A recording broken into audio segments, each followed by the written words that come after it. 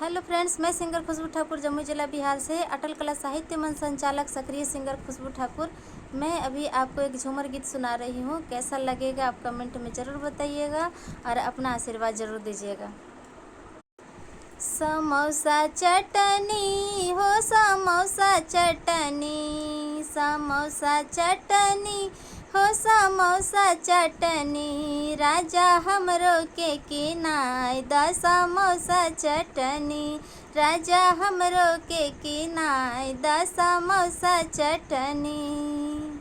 समोसा किनैते हमरा सासूजी देखली, समोसा किनैते हमरा सासूजी देखली, हमरा नैहर से पापा के बोलावे लगली, हमरा नैहर से पापा के बोलावे लगली, राजा हमरो के खियाए द समोसा चटनी, सैया हमरो के खियाए द समोसा चटनी।